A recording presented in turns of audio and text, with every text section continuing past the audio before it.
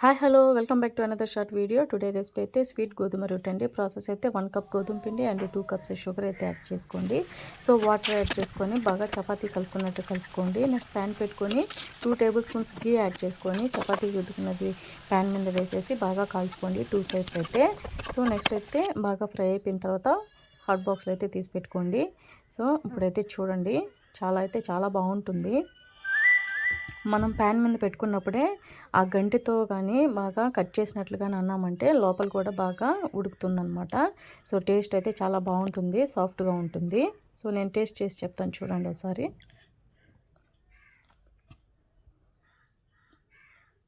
చాలా సాఫ్ట్ ఉంది. సో కొంచెం వేడిగా ఉంది.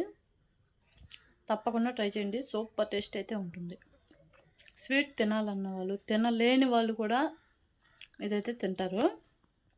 సో తప్పకుండా అయితే ట్రై చేయండి.